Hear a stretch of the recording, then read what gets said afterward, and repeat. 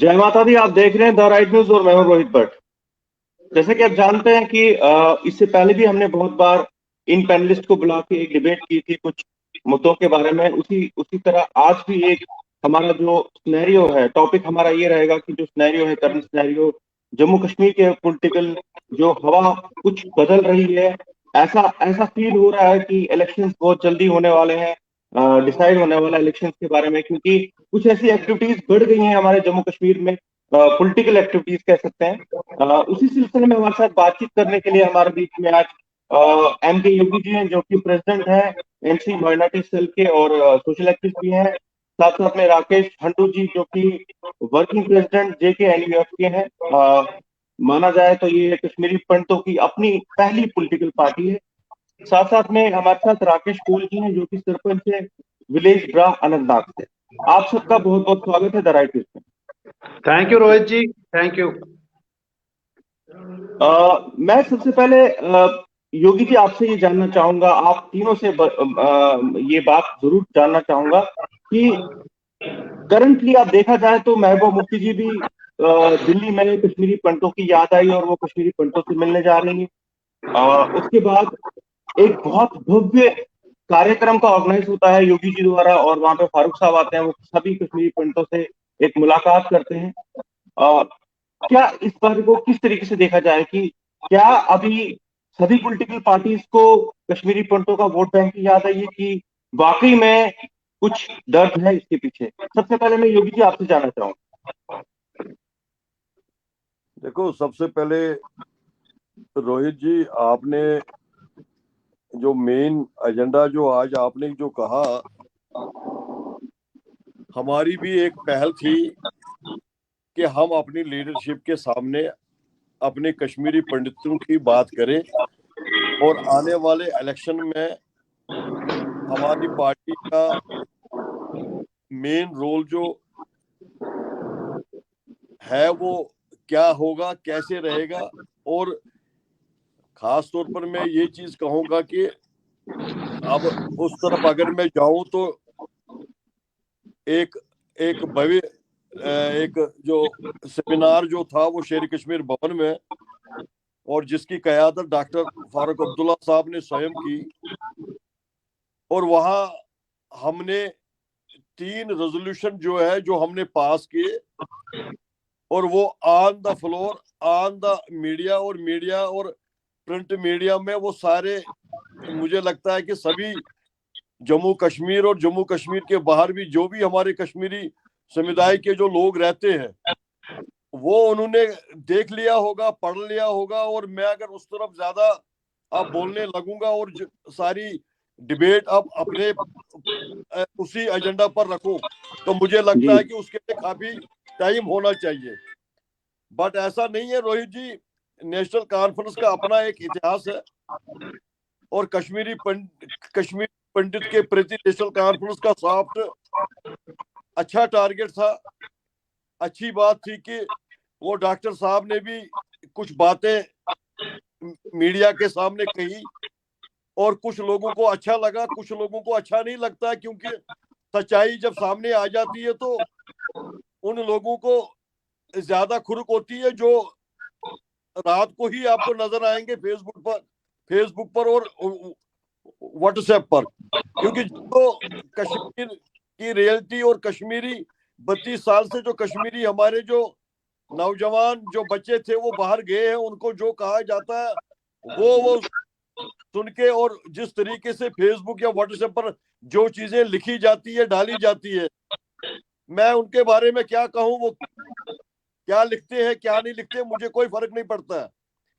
But अभी जो main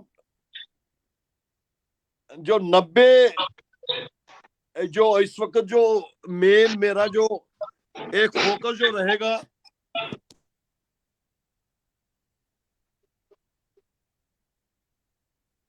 जी जी जी योगी जी बोलिए। जी म्यूट कर दिया योगी जी, आपने म्यूट किया हुआ है। योगी जी आपका म्यूट हो गया, म्यूट हो गया है,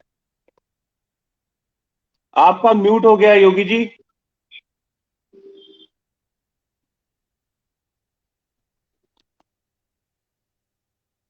योगी जी आपका मोबाइल म्यूट हो गया है। राकेश जी, हम आपसे जानना चाहेंगे, जब तक वो अनम्यूट होंगे तब तक आपको नहीं लगता कि जो इन्होंने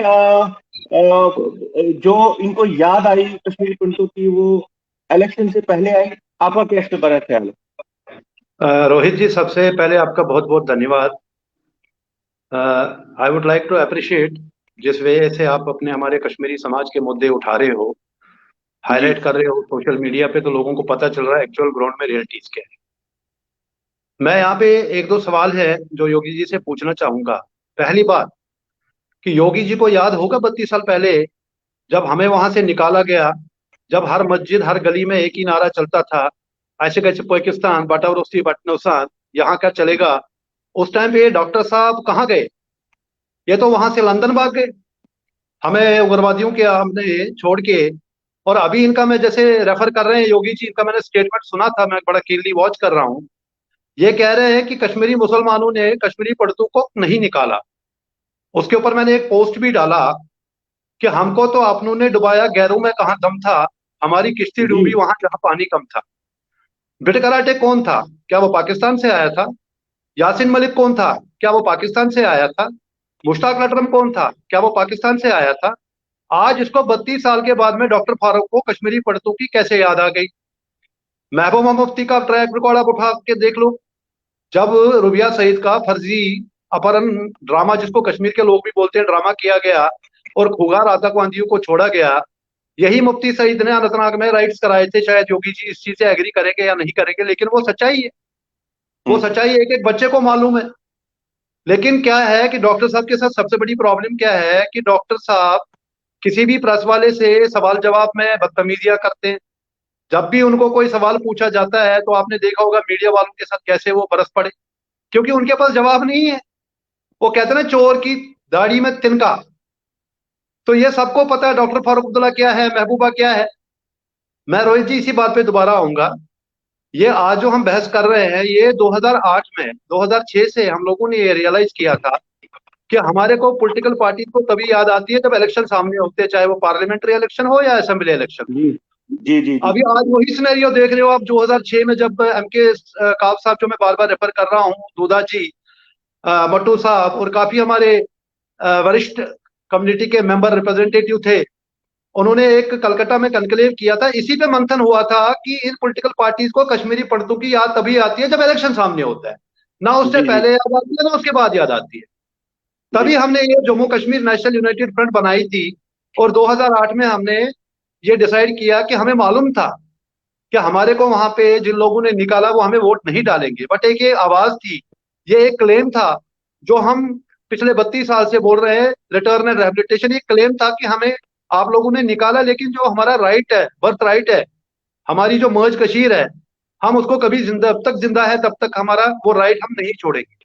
तो बात घूम फिर के वही आती है कि 32 साल के बाद में जब भी इलेक्शन पास आएंगे, ये लोग आपको जम्मू में, ये लोग आपको दिल्ली में, ये लोग आपको अलग अलग जाके।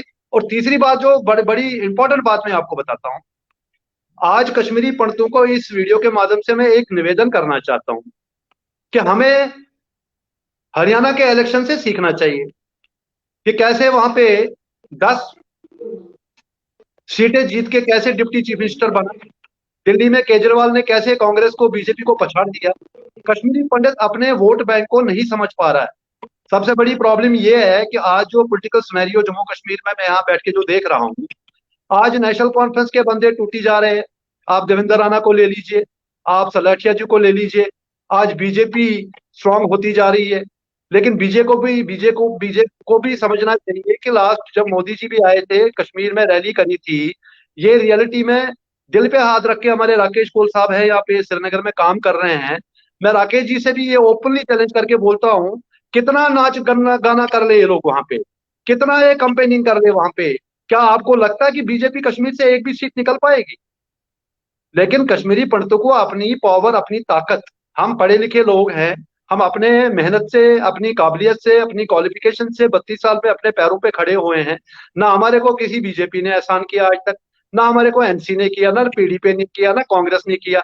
हम अपने वोट बैंक इकट्ठे करेंगे, हम लोग क्यों नहीं अपने वोट बैंक को स्ट्रांग करके एक जो ये कश्मीरी की पार्टी बनाई गई, यहाँ पे सबसे बड़ा प्लस पॉइंट क्या है कि ये पार्टी बनाई कश्मीरी पंडितों ने, ये पार्टी है कश्मीरी पंडितों के लिए, ये पार्टी मरेगी कश्मीरी पंडितों के लिए।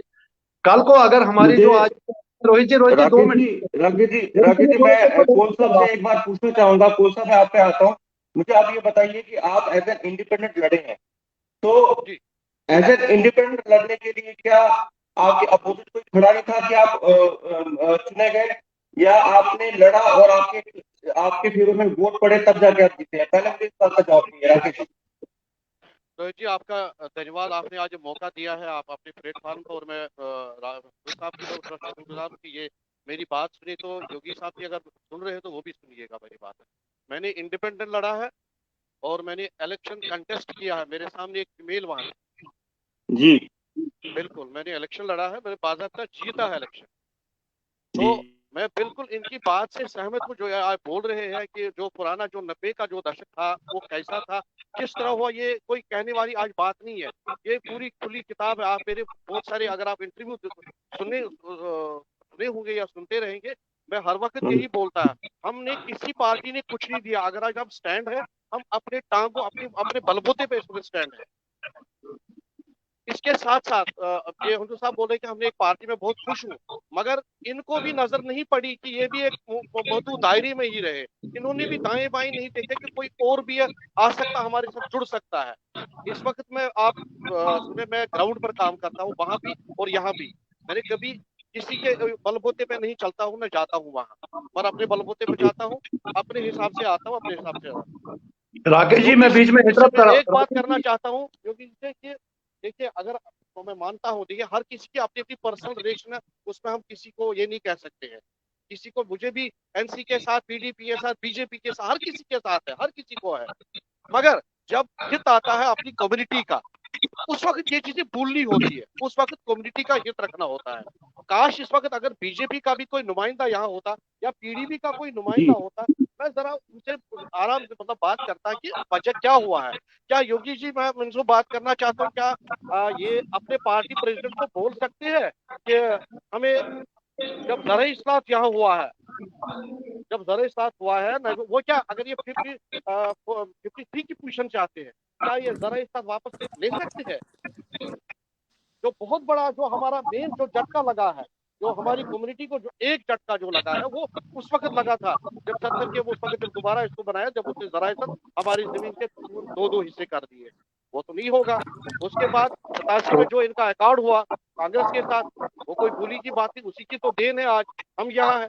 उसके बाद ही अब हमारी कम्युनिटी 32 सालों में हमने क्या खोया तो क्या पाया। ठीक है, हम कांग्रेस भी थी, एनसीपी थी, पीडीपी थी, बीजेपी भी आई। बीजेपी भी कोई 7 साल हो गए, कोई ऐसा कारनामा हमारी कम्युनिटी के लिए नहीं किया उसने जो ग्राउंड पर दिखे। ठीक है, एमसी का भी यही हाल है, कांग्रेस का भी। हम कांग्रेस का इतना शुक्रगुजार है, कम से कम वो जगती में कुछ वो जो फ्लैट है और एक जो पीएम पैकेज जो 6,000 की है, वो अभी भी कंप्लीट नहीं हुए थे।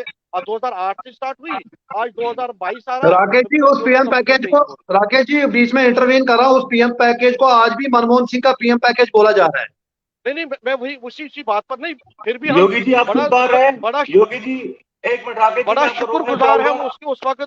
उस वक्त बहुत शुक्रगुजार है हम कि उसने उस वक्त हमारा हाथ थामा। हम मजबूर थे, हमारी जो नई जो यंग जनरेशन वो खराब थी, कहीं वो मतलब डिप्रेशन में जा रही थी। पढ़े लिखे लोग थे, वो बेसिक क्वालिटी उनकी एमए बीएड, वो तो इंजीनियर डॉक्टर नहीं थे, मगर इसमें उनको उस वक्त जरूरत थी। उसके अलावा आज 32 साल हुए, ये मुझे बताइए, जो वहां से उस वक्त 18 साल का निकला था, वो आज पहुंच गया 50 के ऊपर। उसके लिए किस पार्टी ने आज तक क्या किया? कुछ नहीं जी कुछ भी किया जी, नहीं कुछ किया। नहीं किया। सामने योगी जी, खुली आप सुन किताब है। पा रहे हैं? ठीक, योगी जी, ठीक है। हाँ, योगी हाँ जी, जी, हाँ माइग्रेंट का हाँ। नाम हमें ये दिया एक है, मिनट राकेश जी, माइग्रेंट योगी का जी जो बीच में फायदा उठा डिस्कनेक्ट रहे हैं, हो। राकेश जी, माइग्रेंट का जो राकेश जी एक माइग्रेंट मिनट, का, एक मिनट मेरी बात, राकेश जी, मुझे, ए, राकेश जी एक मिनट। योगी जी, मुझे आपसे ये जानना है कि आप बीच में डिस्कनेक्ट हो गए थे, तो आपके उस दौरान, उस समय के दौरान राकेश रंडू जी ने कुछ सवाल उठाए, जैसे एनसी ने जो काम किया है, तो उन्होंने अभी जो एक्टिविटी हुई है, वो चीजें पहले क्यों नहीं, और कुछ और भी मुद्दे हैं, कुछ और बातें हैं, जैसे कि कश्मीर में जिम्मेदार ठहराया जा रहा है कि डॉक्टर फारूक अब्दुल्ला ही जिम्मेदार है कश्मीरी पंडितों के पलायन के लिए। इसके बारे में आप क्या कहें? देखो, मुझे लगता है कि राकेश जी को पिछला इतिहास पढ़ना चाहिए, और जो पद्मश्री जो काशीनाथ पंडिता जी का जो अभी एक स्टेटमेंट जो आया है, पहले जो हमारे पद्मश्री जो पंडित काशीनाथ जी का जो इंटरव्यू जो है उसको ये देखे। और राकेश जी का अभी मुझे लगता है इनको इतिहास का पता नहीं है। योगी जी इतिहास का पता है, जरा मैं थोड़ा बीच में आपको टोक रहा हूँ, आई एम सॉरी। मेरा इतिहास ये है कि मैं 1990 में एंटी मिलिटेंसी के साथ में कश्मीर में था, जब फारूक अब्दुल्ला जी लंदन भाग गए थे। मेरा इतिहास ये है कि 2008 में मैं फारूक अब्दुल्ला की दुम पे पैर रखने कश्मीर गया था, और वहां से इलेक्शन लड़के आया हूँ हजरतगढ़ कॉन्स्टिट्यूंसी से। योगी जी शायद आपको याद होगा। मुझे आप इतिहास मत बताइए, आप ये बताइए कि आप 32 साल से जम्मू में एज ए माइग्रेंट क्यों रह रहे हैं? अगर फारूक अब्दुल्ला इतने आपके नजदीक हैं, इतने सपोर्टर है और इतने रहनुमा है कश्मीरी पंडितों के, तो ये फारूक अब्दुल्ला जी ने आज कश्मीरी पंडितों को वापस क्यों नहीं लेके गए 32 साल में? फारूक अब्दुल्ला साहब से ये पूछिए, जो लास्ट पार्लियामेंट्री इलेक्शन हुए, इनको तो वहां के लोगों ने गिरफ्तार किया, वहां पे तो 7% वोटिंग हुई है खाली श्रीनगर से, जिसमें आपके डॉक्टर साहब को 2.3%। आप गूगल कर लीजिए योगी जी, तो आप ये समझ लिए इनका बेस वहां खत्म है। मैं आपसे निवेदन करता हूँ, इनको बोल दीजिए, इनको नहीं पता है, शायद ये इतिहास भूल गए हैं। अब इनकी उम्र हो गई है, रिटायरमेंट की तरफ जाएंगे, और अगली पीढ़ी को आगे आने दीजिए। देखो हंडू साहब जी, आप क्या कह रहे हैं क्या नहीं बोल रहे हैं वो मैं सुन रहा हूं। आपने आपने अब 32 साल की जो पिछली बातें जो आप बार बार कह रहे हो ना, हाँ उसके योगी जी, बाद हमारी सरकार यूपीए सरकार के साथ कितनी बार बनी, और आज मेरे सरपंच साहब जो राकेश योगी जी ने, जी कितनी राकेश बार कोल बनी साहब, कितनी बार नहीं बनी उस पर हम बहस नहीं कर रहे, हम पूछ रहे हैं उस सरकार ने 32 साल आपने में जो हम बात कश्मीरी पंडितों के लिए क्या आपने किया? जो बात आपने जो बात कही उसका जवाब तो सुनो। हाँ हंडू जी बताइए योगी जी। जवाब सुनिए, हंडू जी जवाब सुनिए। आप बिल्कुल सुनने जवाब के लिए बैठे। आपके आप थोड़ा पेशेंस रखो ना, अब हमारे को भी बोलने दीजिए ना। अभी बोलिए तक बोलिए तो योगी जी, बोलिए, आप बुजुर्ग हैं, बोलिए बोलिए। अभी तक तो हम आपकी बात सुन रहे थे। हमारे कायद साहब की सरकार जो थी यूपीए सरकार के साथ, वो किन की सरकार थी? और जिस जगटी टाउनशिप और कैंपू की बात कर रहे हैं आप, उस यहाँ स्टेट में किसकी सरकार थी? जिन पीएम पैकेजों की आप बातें कर रहे हो, ये आपको पता होना चाहिए कि उस वक्त यहाँ सीएम जो थे वो उमर अब्दुल्ला साहब थे। पहला ऑर्डर जो है पीएम पैकेज में किस बच्चे को दिया गया? तो यूपीए सरकार थी। मैं चाहता हूं कि उस वक्त डॉक्टर मनमोहन सिंह की ही कयादत में यहाँ की जो जम्मू में जो यहाँ की जो जेएंडके की जो सरकार जो थी उस वक्त कांग्रेस और पीडीपी नेशनल कॉन्फ्रेंस की थी, ना कि पीडीपी और बीजेपी की सरकार थी। ये तो राकेश जी तो खुद ही सवाल भी करते हैं, खुद ही नहीं नहीं नहीं जवाब नहीं, भी दे रहे हैं, मेरे पास इसका और जवाब, इन्होंने अरे एग्री किया कि योगी जी यूपीए तो मेरे पास योगी जी जवाब जब है हमको इसका। कश्मीर से तो निकाला उसका गया तो मेरे किसकी पास सरकार उसका थी? क्रेडिट तो पास हमें अथेंटिक दीजिए आप। मेरे पास मेरे बंदूक वहां पास पे पूरे उठाई तो आंकड़े किसकी हैं। सरकार थी? वो बात राजीव क्या गांधी हुई फारूक क्या नहीं हुई मुझे पता है किस तरह उन्होंने वो मैनिपुलेट किया। मोहम्मद यूसुफ को सैयद सलाउद्दीन किसने बनाया? योगी जी उनका भी जवाब दीजिए। देखो हंडू साहब, आप डिबेट में जो मर्जी जो एलिगेशन आप लगाए, मैं एलिगेशन नहीं हमारे लगा रहा हूं योगी जी, मैं आईना दिखा रहा हूं, डॉक्टर मैं साहब सच्चाई ने बोल रहा हूं। एक एक आप डॉक्टर किन पे हाथ रख के बोल रही है, जब आप कश्मीर से निकले उस टाइम पे वहां पे गवर्नमेंट किसकी थी? आप सुनिए, आज आपके आप उग्रवाद सुनिए, बोल रहे हैं कि कश्मीरी मुसलमानों ने नहीं निकाला। जो हमारे सच पड़ोसी थे, जो नारे सच तकबीर बोला अल्लाह, उन्होंने। गलत क्या कहा? गलत क्या कहा? वो एमपी थे, उन्होंने पार्लियामेंट ऑन फ्लोर वहां केंद्र में जाके पार्लियामेंट में ये कहा कि जो कश्मीरी निहत्थे लोगों को जो कश्मीर से मारा गया, भगाया गया, उसके लिए स्पेशल एक इंक्वायरी बिठा दीजिए। कौन सा गलत कहा उन्होंने? वो भी तो उन्होंने बताइए। इसलिए वो भी तो इसलिए कहा कि वो तो योगी जी, वो तो ऑन योगी रिकॉर्ड जी है। उसके वो बारे में तो कहते आप नहीं हैं, बोलेंगे, लेकिन योगी जी, योगी वही छाती आप। योगी जी 32 साल के बाद आप उनको कमीशन बिठानी है, वो तो खुद ही कल्प्रिट है। आपने जगमोहन जी की किताब नहीं पढ़ी है? माई फ्रोजन ट्रम्बोलेंस इन कश्मीर, उसमें पढ़ी है, उन्होंने एक एक आपको एग्जाम्पल दिया है, एक एक चीज निकाली है कि जेके अलग के फाउंडर कौन थे, उस टाइम पे सरकारी मुलाजिम पाकिस्तान जाके यहाँ पे उनकी अटेंडेंस बच्चे, आप जरा वो किताब पढ़िए, आप तो बड़े ज्ञानी हैं, आप बड़े विद्वान हैं योगी जी, जरा वो एक बार किताब पढ़िए, गवर्नर साहब ने लिखी आवाज है। नहीं आ रही है, आवाज नहीं आ रही है।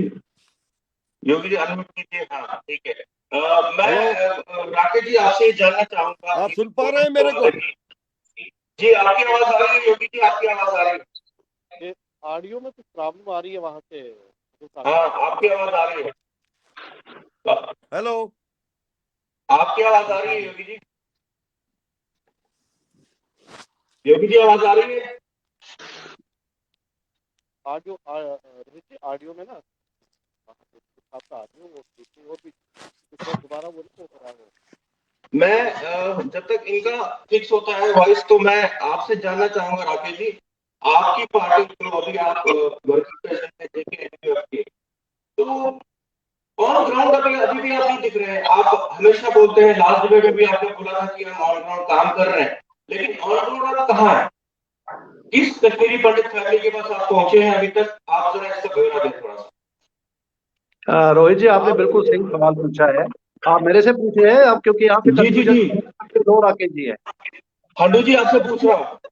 साहब मैं आप आपको ये बताना चाहूंगा रोहित जी, मैंने आपको लास्ट मेरा जो इंटरव्यू हुआ था तब भी ये चीज बोला है और आज भी यही चीज बोल रहा हूँ। अभी हमारे को, क्योंकि ये हमारी पॉलिटिकल पार्टी जो है नॉन एक्टिव रही है 2008 के बाद, जब हमने इलेक्शन लड़ा था, 17 कैंडिडेट हमने अलग अलग कॉन्स्टिट्यूंसी से खड़े किए थे। उस टाइम के बाद में, क्योंकि आपको पता है हमारा कोई पेशा नहीं है पॉलिटिकल पार्टीज की तरह, हमारा ये धंधा नहीं है कि हम, जी हमको सबसे पहले अपना घर बार भी देखना है, हमको रोटी भी खानी है। जैसे मैंने पहले भी इस डिबेट में बोला है कि कश्मीरी पंडितों का सबसे बड़ा, आज की डेट में सबसे बड़ा जो फख्र होना चाहिए कि हम लोग सेल्फ मेड लोग हैं, जो अपने पैरों पे आज ये 32 साल की मतलब होने के टर्मोइल के बाद भी हम लोग अपने पैरों पे खड़े हैं। हमारे बच्चे आज की डेट में भगवान की दया से लंदन से लेके, कनाडा से लेके, यूएसए से लेके कहाँ कहाँ वेल सेटल्ड हैं, because of their qualification, because of their intelligence, because of their honesty. तो आपने ये सवाल बार बार मेरे से ये पूछा है कि मैं आपको दोबारा ये चीज बोल रहा हूँ कि हम कोई पॉलिटिकल पार्टी, मतलब ऐसा नहीं है कि हमारे पास पीछे से बैकिंग है, फाइनेंशियल सपोर्ट है और हमारे पास में पीछे गाड़ी चल रही है, तो हमारे को वो है तो take lot of things into consideration. Hello अभी हमारी जी इंडिया में हेलो, एक नई बॉडी रजिस्टर होने वाली है, जिसके ऊपर अभी मेंबरशिप ड्राइव जी जी चालू बोलिए। होगा।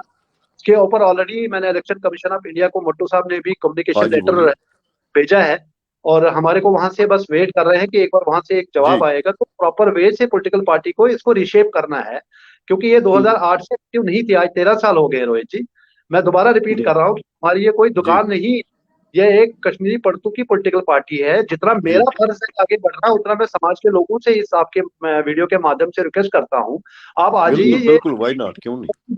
इस आपकी किसी की पार्टी नहीं है, ये हमारे जी कम्युनिटी की, ये एक पॉलिटिकल प्लेटफॉर्म बनाया गया है, इसीलिए जो आज सिनेरियो दोबारा राइट आप सर, देख पे हम लोग अभी डिबेट कर रहे हैं कि ठीक जो भी पॉलिटिकल पार्टीज थी, जो 2014 में जब मोदी जी आए थे, उन्होंने मैनिफेस्टो में लिखा था कि ठीक है कश्मीरी सर, ठीक पंडितों है को सर, ठीक प्लेटफॉर्म है, बनाए। राइट सर, आज राइट 8 सर, साल हो धन्यवाद, गए, धन्यवाद जी तो आपका, thank you sir, thank identify नहीं हुई है।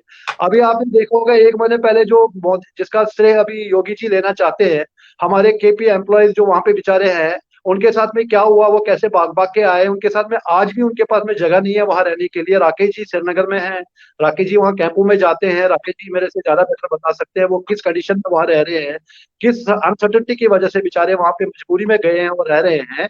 आज की डेट में सवाल यही है कि हम एक किंग मेकर बन सकते हैं कश्मीर, जम्मू कश्मीर की पॉलिटिक्स में, भले हमारे पास में 1.5 लाख वोट क्यों नहीं हो, लेकिन हम एज ए योगी जी से मैं अपील करता हूँ, राकेश जी से अपील करता हूँ, जब हम एक ही प्लेटफॉर्म पे एक ही बात करते हैं कि हम अलग अलग रास्तों के ऊपर, सबके सबकी पेन एक ही है, सबका दर्द एक ही है, तो हम सब लोग इकट्ठे मिलके एक ही प्लेटफॉर्म पे क्यों नहीं आते? मेरा सवाल ये है। मेरा एक, एक जी जी प्लेटफॉर्म मेरा एक सवाल, राकेश जी एक मिनट, एक मिनट राकेश जी, मैं आपका जवाब आ गया हमारे तक। मैं हंडू अपना कोल साहब से एक सवाल पूछना चाहता हूँ। कोल साहब, आप एक इंडिपेंडेंट कैंडिडेट हैं, इंडिपेंडेंट पॉलिटिकल एक्टिविस्ट हैं। मैं ये जानना चाहूंगा कि अगर आपको किसी मेन स्ट्रीम पार्टी को ज्वाइन करना होगा, या JKNUF जो राकेश हिंदू जी की पार्टी है, आप किसे चुनेंगे? देखिए, मैं बड़ा खुश हुआ जब डिलिमिटेशन के वक्त मुझे इस पार्टी का पता चला। मैं पहलगाम में था उस वक्त और मैं बहुत खुश हो गया। मैंने उस वक्त भी हर अपनी कम्युनिटी के जो मेरे कांटेक्ट में था, मैंने उस वक्त भी बोला एक जॉइंट आप एक रिप्रेजेंटेशन बनाओ, और अगर हम 16 पार्टियां हैं, आप 16 में से 6 बंदों को चुनिए और आप 6 बंदे जाइए, आपको आधा घंटा मिलेगा, वरना आपको 3-3 मिनट मिलेंगे। बिल्कुल सही उस बोला। वक्त बहुत बड़ी ब्लंडर हुई उस वक्त, मैं मानता हूँ। फिर भी जब अमित शाह जी आए उस वक्त एक ही ग्रुप हो गया, चाहे उन्होंने क्या लिखा क्या नहीं लिखा, ये सिर पे है, क्योंकि उन्होंने कम्युनिटी को रिप्रेजेंट किया। मैं हर वक्त यही बोलता हूँ, अगर हमें कोई काम करना है, कोई कार्य करना है, हम उस कार्य को इकट्ठा कर सकते हैं। उस वक्त हम वो मतभेद है, योगी जी नाराज नहीं होना, उस वक्त तो हम पार्टियां अलग है, उस वक्त हम एक कश्मीरी पंडित है, हम अपने समाज के लिए, अपनी कम्युनिटी के लिए सोचते हैं। मेरा इसमें ये है। अब मैंने अभी बात बताया तो हुजूर साहब को भी मैंने कहा देखिए 2008 का आप बोल रहे बनाइए मत, 2008 का हमें कोई पता नहीं है, आपकी शायद जी मौजूद रहे या किसी कारण मैं ये कह सकता हूँ है या क्या रहा क्या नहीं रहा, मगर फिर भी तब भी मैं वेलकम करता हूँ कि आप इस स्टेज पे भी हम आए हैं। ये नहीं कहूँगा कि ज्वाइन करना होगा, ना तरीके होते काम करने, अलग अलग तरीके हुए। अगर अलग अलग वो कहते हैं ना छोटे छोटे दरिया जब इकट्ठे हो जाते समंदर की जो शक्ल समंदर ले बन जाता है, जाता है। ठीक है, एक जी शक्ल ले जाता है। जी जी हमें इस वक्त किसी की कमी नहीं है, हमारे पास पढ़े लिखे लोग हैं, हमारे पास अच्छे अच्छे लोग जो ब्यूरोक्रेट्स है, हमारे पास अच्छे ये वाइस चांसलर साहब रिटायर हो गए हैं, हमारे पास इन चीजों की कमी नहीं है। हमारे इस वक्त ऑल ओवर वर्ल्ड में हर अच्छे अच्छे अच्छे पौधे पर लोग प्राइवेट सेक्टर में बैठे हैं, हमारे हर जगह सहयोग मिलेगा। ये नहीं मैं बोलूंगा कि हमें हर वक्त मेरी इसमें ये बात है, ये पर्सनल नहीं है, कुछ नहीं है, हर किसी बंदे को हर किसी पार्टी के साथ एक रिलेशन है, ये कोई इनकार नहीं कर सकता, मैं भी नहीं। और किसी ने अच्छा काम किया उसको दोहराना चाहिए, उसको कहना चाहिए, वो हमारा फर्ज है। जिसने कोई गलती की उसको डंकी की चोट पे कहना चाहिए आपने किया है। अगर आज बीजेपी वाला होता मैं उसको भी 10 क्वेश्चन पूछ देता, पीडीपी वाला हो तो मैं भी उसको भी 10 क्वेश्चन, क्योंकि मैं ग्राउंड में देखता, मुझे पता है प्रॉब्लम कहाँ होती है। मैं जब कहीं चलता हूँ कहीं बैठता हूँ वहाँ यहाँ, योगी जी को सारा पता है कि हम ऑलमोस्ट मिलते हैं, मेरे पास क्या फैसला क्या नहीं है, मगर हमें प्रॉब्लम है वहाँ। जेपी एम्प्लॉइज को वहाँ पर प्रॉब्लम है, वो वहाँ पर वो कर रहे हैं सफर।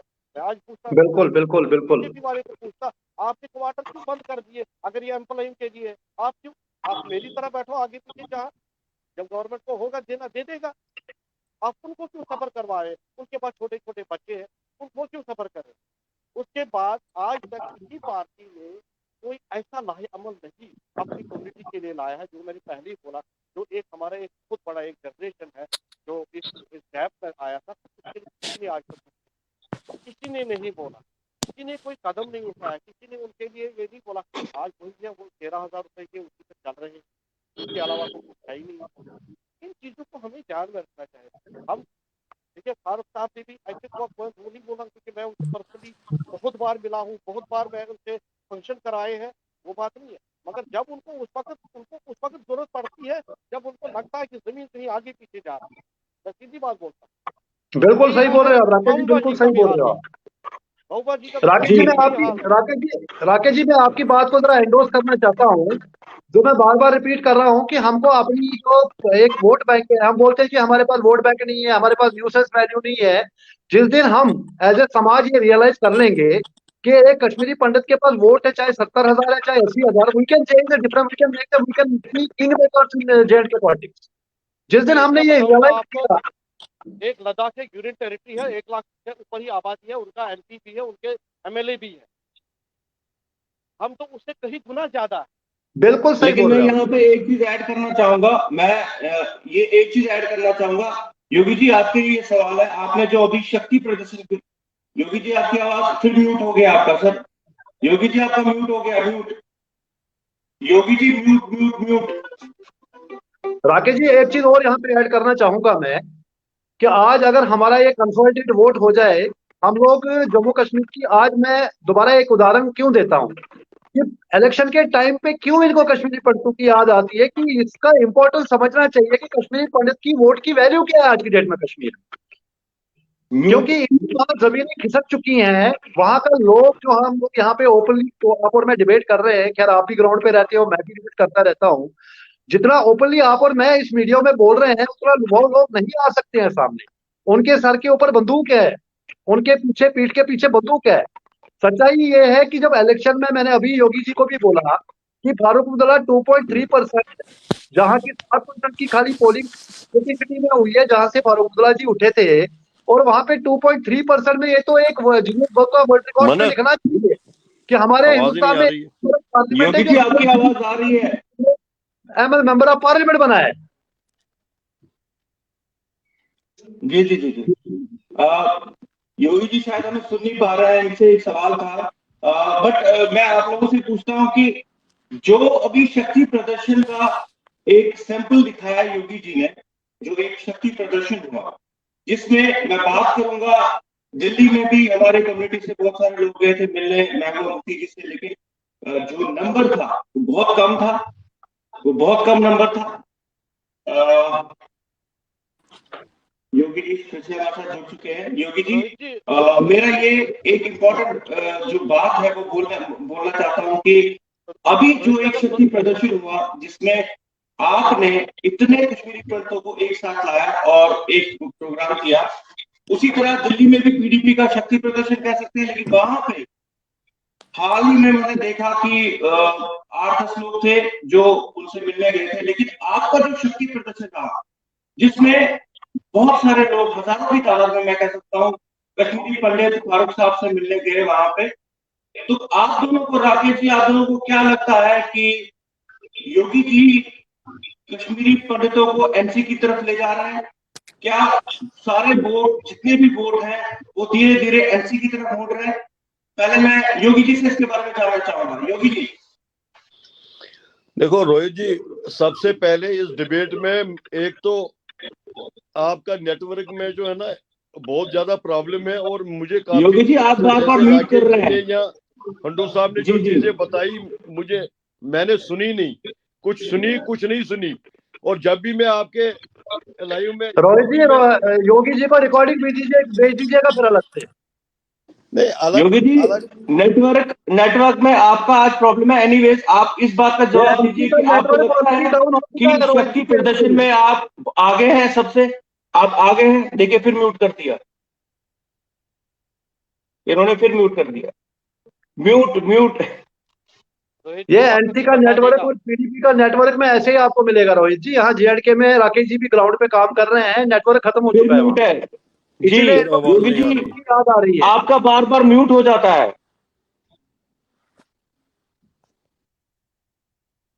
राकेश जी, हाँ, मुझे लग रहा है उनके नेटवर्क से आज बहुत ज्यादा प्रॉब्लम हो रही है, क्योंकि आपका तो चल रहा है लेकिन उनका बार बार म्यूट हो रहा है। नहीं एनीवेज, रोहित जी, मैं आप नेटवर्क लोगों तो से, खराब होता है जब जवाब नहीं होता किसी के पास, तो नेटवर्क खराब हो जाता है। नहीं नहीं, उनका सीरियसली नेटवर्क इश्यू होगा। आप मुझे ये बताइए कि आपको नहीं लगता कि योगी जी ने जो शक्ति प्रदर्शन किया वो बहुत अच्छा था? रोहित जी, मैं इसका एक उदाहरण देता हूँ। राकेश जी बीच में टोक रहा हूँ, मैं बाय प्रैक्टिकल बाय एक्सपीरियंस जाता हूँ। रोहित जी, आपको याद होगा जब पीछे लास्ट असेंबली इलेक्शन हुए थे, हमारे मोती कौर जी जो ऑल इंडिया अब हंडू कश्मीरी जी समाज हमारी भी बात सुनिए, के हमारी भी आवाज सुनिए और आप। फिर योगी जी अच्छा हंडू जी, आप योगी जी को बोलने दीजिए। हंडू जी, आपका हंडू जी, हो आप योगी जी को बोलने गया। दीजिए। योगी जी, आप अब आप रोहित बोलिए बोलिए। आप अच्छा, आप चलिए रोहित जी, चलिए। आप रोहित जी रिपीट कीजिए, क्या बोल रहे थे आप?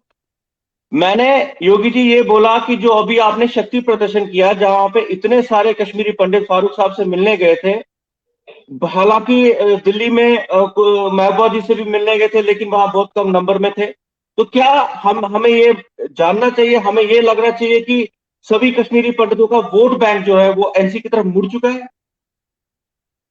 देखो, मैं तो आपको रोहित जी ये चीज जरूर कहूंगा कि वोट का हक, वोट कौन किस पार्टी को डालेगा वो अलग बात है, लेकिन ये भी मैं नहीं दावा कर सकता हूं कि योगी जी का, जिस तरीके से आप कह रहे हो कि जो प्रदर्शन कश्मीरी पंडितों का, जिस तरीके से भीड़ उमड़ के उस कन्वेंशन में आई, और जिन लोगों को तकलीफ हो रही है और जिन लोगों को खुजली हो गई है, और वो कश्मीरी पंडित जो है वो सेल्फ स्टाइल लीडर, जो अपने आप को अपने लीडर समझते हैं, और जो दावे करते थे कि बीजेपी, जिस तरीके से मेरे कायद साहब ने कहा कि बीजेपी को वोट बैंक की तरह उनको ठगा गया, और सच्चाई कही, सच बात बोली। और जिन लोगों को ये बात रास नहीं आती है, और योगी जी ने वो चीज करके दिखाई कि आज भी कश्मीरी पंडित नेशनल कॉन्फ्रेंस का जो एक इतिहास रहा है, जो पद्मश्री हमारे के पंडिता साहब का जो इंटरव्यू, उसके बाद जो उन्होंने किसी चैनल में आके जो दिया और कहा, उससे ये लोग और घबरा गए और इनमें इतनी ज्यादा घबराहट हो गई है, अब इनको ये ही नहीं पता कि हम बोल क्या रहे हैं और क्या क्या रहे हैं। और उन्होंने पद्मश्री काशीनाथ पंडिता जी ने ये भी कहा, मुझे ये नहीं पता है कि क्या कश्मीरी पंडित कम्युनिटी को जो उन्होंने 70 साल कश्मीरी पंडित के लिए किया, इतना एहसानमंद लोग मैंने कश्मीरी पंडित में नहीं देखे हैं। उनको ये नहीं भूलना चाहिए कि उन्होंने जो कश्मीरी पंडित के लिए किया, और जो ऑन फ्लोर पार्लियामेंट में जाके जिस एमपी साहब ने ये चीज कही कि कश्मीरी पंडित को विस्थापित करने वाले कौन लोग हैं, उसके लिए स्पेशल एक इंक्वायरी बिठा दीजिए। और उन्होंने ये कहा कि कश्मीरी निहत्ते, कश्मीरी बच्चे और बच्चियों के साथ जिस तरीके से चाहे कोई बलात्कार किया या किसी को मारा गया, वो लोग कौन है, और हम उनका पूरा साथ देंगे। और जिन लोगों ने कश्मीर में कश्मीरी प्रॉपर्टी, कश्मीरी पंडितों की जमीनों, जायदादों और दुकानों और मकानों पर कोई कब्जा वगैरह किया है, वहां मैं स्वयं खुद जाके बिल्डोजर चलाऊंगा। और पंडित काशीनाथ जी ने जब सच्चाई बात कही, और मुझे लगता है कि कश्मीरी पंडित अब ये सोचेगा, जिस तरीके से 2014 से लेके, राकेश जी ने भी ये सही कहा, जो सरपंच साहब ने जो कहा, 2014 से लेके अभी तक कश्मीरी पंडित को इंतजार था, वो वेट कर रहा था कि शायद जो ये बार बार ये इतना बड़ा झूठ बोलते हैं बीजेपी वाले, ये सही बात है कि आज बीजेपी का भी प्रवक्ता और पीडीपी का और कांग्रेस का भी प्रवक्ता अगर यहाँ होता, और राकेश जी ने, ये हंडू साहब ने ठीक कहा कि और मजा आ जाता इस डिबेट में, और मजी चीजें सामने आ जाती, सच्चाई सामने आ जाती, और जो तथ्य है वो सबों के सामने आ जाते। लेकिन मैं आपको ये जरूर कहूंगा, आज कश्मीरी पंडित फिर एक बार नेशनल कॉन्फ्रेंस और नेशनल कॉन्फ्रेंस की आइडियोलॉजी को लेकर, और मेरे जो कार्यकर्ता चाहे वो कैंप या नॉन कैंप में रहते हैं, और डोर टू डोर जाके उन्होंने जो कैंपेन की है, और उसका रिजल्ट जो है वो आपको शेर कश्मीर भवन में मिला। और आने वाले टाइम में यही लोग इनको मुंह तोड़ जवाब देंगे और नेशनल कॉन्फ्रेंस को वोट डालेंगे, और जरूर डालेंगे। और उनको ये पता है कि इन्होंने किया कुछ नहीं अभी तक।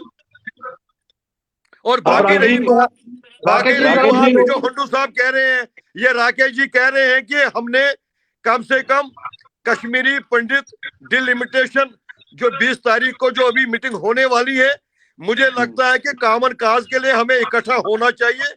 ये ठीक बात है कि अगर 4 या 5 जगह कश्मीरी विस्थापितों को भी अपना प्रतिनिधि और कहीं कॉन्स्टिट्यूंसी को रिजर्व किया जाए, ताकि वो टाइम आएगा, हम सोचेंगे, विचार करेंगे। और मुझे लगता है कि हंडू साहब का रोल ज्यादा इसमें महत्वपूर्ण है। और आने वाले टाइम में अगर ये सही दिशा में जाए, और जैसे हमारे कश्मीर में चुने हुए सरपंच है, पंच है, कॉर्पोरेटर है, चेयरमैन है, तो उनको भी अपने साथ लेके एक आधी मीटिंग करवा के आने वाले इलेक्शन के लिए, अभी मुझे लगता है एंडिंग दिसंबर तक जो रिपोर्ट डिलिमिटेशन की आएगी, मुझे पूरा कॉन्फिडेंट है ज्यादा से ज्यादा दो कॉन्स्टिट्यूंसियां या 4 कॉन्स्टिट्यूंसियां रिजर्व होनी चाहिए कश्मीरी पंडित के लिए, ताकि हम अपने प्रतिनिधि को चुन के ऐवान में भेजे, राज्यसभा में भेजे, ताकि हमें भी ये अच्छा लगेगा कि नहीं, वहां अगर अपने कम्युनिटी का अपना कश्मीरी पंडित किसी भी पॉलिटिकल पार्टी से हो, या जिन्होंने, जो हंडू साहब कहते हैं कि हम अपने प्रतिनिधि हर कॉन्स्टिट्यूंसी में खड़ा करेंगे, और भगवान करे हम तो, हमारी ब्लेसिंग इनके साथ होगी, वो चुन के आए, ताकि हमें भी गर्व होगा, फक्र होगा। वहां किसी भी पॉलिटिकल पार्टी से कश्मीरी पंडित अगर चुन के आएगा, योगी जी उसको सबसे पहले सैल्यूट करेंगे। और उसके लिए अब ये मैदान में जब इलेक्शन का बिगुल जब बजेगा, तो सारे लोग अपनी अपनी पॉलिटिकल पार्टी के लाइन पर ही, उनके ही इलेक्शन मैनिफेस्टो पर ही फील्ड में जाएंगे। और जो कश्मीरी पंडित जिसको वोट करेगा, और कश्मीरी पंडित को वोट करने के साथ साथ मैं ये भी जरूर कहना चाहूंगा, अगर कॉन्स्टिट्यूंसियां हमारी रिजर्व हो भी जाती है लेकिन वो कश्मीर में ही होगी, और कश्मीर में जो मेजॉरिटी कम्युनिटी के लोगों का भी विश्वास को हासिल करना है, उनके बीच में भी जाना है, तब जाके कश्मीरी प्रतिनिधि ऐवान में, असेंबली में, राज्यसभा या पार्लियामेंट में जा सकता है। अब आप कश्मीरी पंडित के वोट पर ही अगर आप डिपेंड रहेंगे, मुझे नहीं लगता है कि एक भी चुन के हम अपने कश्मीरी पंडित को प्रतिनिधि बना के किसी भी असेंबली या राज्यसभा में भेजेंगे।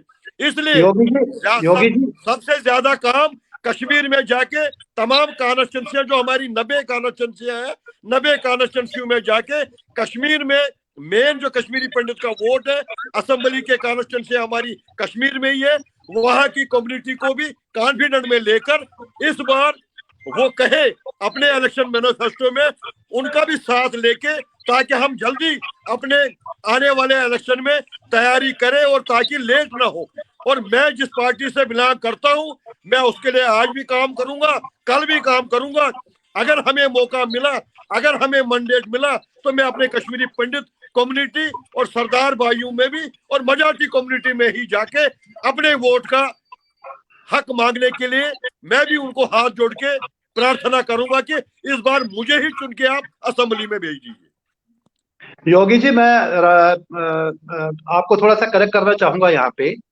जो आप रिजर्व कॉन्स्टिट्यूंसीज की बात कर रहे हैं, जहां तक मैंने सुना है, आप तो खैर पॉलिटिशियन है, मैं तो इतना ज्यादा नॉलेज नहीं है, जैसे कि मैं फील्ड में मतलब नया हूं अभी। पहली बात तो ये है कि अगर ये रिजर्व की गई है तो वहां पे कश्मीरी मुसलमान का वोट नहीं होगा। ये रिजर्व सीट कश्मीरी पंडित को रहेगी और कश्मीरी पंडित ही डिसाइड करेगा कि उनको कौन रिप्रेजेंटेटिव सही लगता है, जिसको वो अपना प्रतिनिधि असेंबली में या राज्यसभा में उसको भेज सकते हैं। दूसरा पॉइंट मेरा ये है कि क्या योगी जी, आज बीजेपी ने, जो पीछे बीजेपी पीडीपी की सरकार आई थी, क्या हमारे 2 एमएलसी नहीं वहां पे सिलेक्ट किए गए? उन्होंने क्या किया? इससे पहले बकाया साहब आपके एनसी के एमएलसी थे और उस टाइम पे भी उनको रिप्रेजेंटेशन दी थी कश्मीरी पंडितों को। उन्होंने क्या किया? मेरा ये मानना है कि जब भी कोई भी रिजर्व कॉन्स्टिट्यूंसी रहेगी, वहां पे आप देखेंगे जो हब्बा कदल कॉन्स्टिट्यूंसी में हमारा ट्रैक रिकॉर्ड रहा है कि हमारी एक एक कॉन्स्टिट्यूंसी पे तृणमूल कांग्रेस से भी कैंडिडेट आएंगे, लालू प्रसाद यादव की पार्टी से भी कैंडिडेट आएंगे। कश्मीरी पंडित कहां कहां नहीं जाएगा अपना मैंडेट लेने के लिए और इलेक्शन लड़ने के लिए। वही खिचड़ी वापस हो जाएगी जो हवा कदल हुई होगी जी। यहाँ पे मेरा एक निवेदन है, आप अगर हम अपना इतिहास उठा के देख ले, रिप्रेजेंटेशन प्यारेलाल हंडू को भी दी गई थी, वो इलेक्शन लड़के आते थे, टीचर भी रहे हैं। जब मैं एक बार उनको एमएलए हॉस्टल में मिला था, जब माइग्रेशन हुई थी, मैंने उनसे ये बोला था कि आप अपने समाज के लिए क्यों नहीं कर पाते। उनका एक ही उदाहरण था कि भाई, I am made for NC, elected by NC, remote controlled by NC. मैं ओपनली समाज के लिए, आपके लिए नहीं कर सकता। वही सिचुएशन आप देखो जब बीजेपी की गवर्नमेंट थी, यहाँ पे हमारे 2 एमएलसी है, आप तो यहाँ पे बिल्कुल एक्टिव है। क्या किया उन्होंने समाज के लिए? इससे पहले बकाया साहब थे, हो सकता है उन्होंने कुछ डोनेशन दी हो मंदिर बनाने के लिए। एज ए कम्युनिटी आपने देखा कभी उनको असेंबली में बोलते हुए? या हमारे जो 2 एमएलसी थे, उनको देखा कभी अपने कपड़े फाड़ते, अपने कपड़े फाड़ते हुए समाज के लिए? मेरा यहाँ पे ये कहना है योगी जी, मैं बार बार पैरवी क्यों कर रहा हूँ Jammu Kashmir national United front की? ये पार्टी न किसी की रिमोट कंट्रोल है, न किसी के बाप की है, न किसी के घर की है। न ये पार्टी में कोई पॉलिटिशियन है जिसका परदादा या दादा या बाप या भाई पॉलिटिक्स में रहा हो। ये आपकी पार्टी है योगी जी। जो भी प्रतिनिधि इस पार्टी से इलेक्ट होके आएगा, उसके पीछे फारूक साहब का रिमोट नहीं होगा, उसके पीछे मोदी जी का रिमोट नहीं होगा, उसके पीछे महबूबा जी का रिमोट नहीं होगा कि वो रिमोट कंट्रोल टॉय हमको असेंबली में नहीं बेचने हैं। हमने ऑलरेडी रिमोट कंट्रोल टॉय देख लिए हैं। तो मेरा आपसे निवेदन है, जैसे आपने पिछले डिबेट में बोला है कि आपने दीवानी साहब के साथ में बहुत काम किया है पार्टी को फॉर्म करने में, आपने जैसे लास्ट टाइम बोला कि कॉन्स्टिट्यूशन के टाइम भी आप साथ रहे हैं, झंडा फाइनल टाइम भी साथ रहे हैं। मेरा आपसे निवेदन है कि घर वापसी जिसको बीजेपी बोलती है, घर वापसी, आप हमारे बुजुर्ग हैं, एक्सपीरियंस्ड है, आप आइए इस पार्टी को आगे ले जाइए। राकेश जी, आप फील्ड में काम करें, आपसे भी निवेदन है, जितना मेरा कर्तव्य है इस समाज के लिए उतना आप लोगों का भी है। आप लोग आइए, ये आपकी पार्टी है, आपने बनाई है, आप ही इसको लेके जाओगे, आप ही इसको रिप्रेजेंट करोगे कल को, अगर हमारे प्रतिनिधि सिलेक्ट किए गए। इससे ज्यादा मैं कुछ नहीं कह सकता हूँ। देखो जी ओंडो साहब सबसे पहले तो जो जिस पार्टी से जिस प्रतिनिधि को, चाहे वो जिन पार्टियों का आपने नाम लिया, जिक्र लिया, जो अभी बीजेपी के 2 एमएलसी या जिस नेशनल कॉन्फ्रेंस की आपने एक एमएलसी बात की, कोई भी पार्टी किसी के पीछे कोई रिमोट कंट्रोल किसी का नहीं होता है।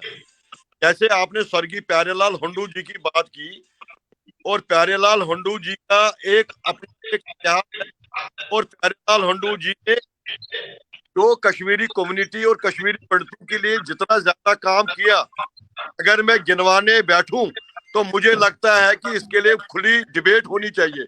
और मिलूंगा आज आपसे। जिस एक्ट की जैसे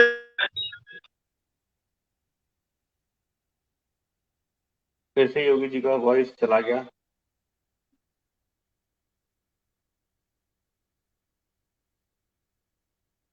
चलिए, योगी एनीवेज जी से मैं योगी, मिलूंगा, ये कुछ बताना चाहते थे हाँ तो एनीवेज कुछ हम लोग सीखने को मिलेगा इनसे जब मैं इनसे मिलूंगा मन जी टू मन। जी बिल्कुल बिल्कुल। मुझे लगता है समय हो गया, समय की पाबंदी है, और जरूर हम फिर से डिबेट करेंगे, बात करेंगे अभी, फिर से टेक्निकल टॉपिक। तो बहुत बहुत धन्यवाद आप सबका आज इस डिबेट में पार्टिसिपेट करने का। उम्मीद करते हैं कि जो आने वाले टाइम में सीट्स मिले, रिजर्व सीट्स मिले को, और फिर एक अच्छे नुमाइंदे जो हमें कम्युनिटी को वो चुने जाए कम्युनिटी द्वारा, और फिर जो इश्यूज है उन पे काम हो। बहुत बहुत धन्यवाद आप सबका द राइट में जुड़ने के लिए। बहुत राकेश बहुत जी, धन्यवाद। योगी जी, रोहित जी, बहुत बहुत धन्यवाद, बहुत बहुत धन्यवाद। राकेश जी, आपसे बहुत जल्दी मुलाकात होगी आगे की रणनीति जरूर बनाने के जरूर लिए। जरूर thank you, nice meeting you, nice meeting Rakesh ji. जरूर जरूर जरूर। मेरी तरफ से ओके। सबको प्रणाम, हाथ जोड़ के प्रणाम।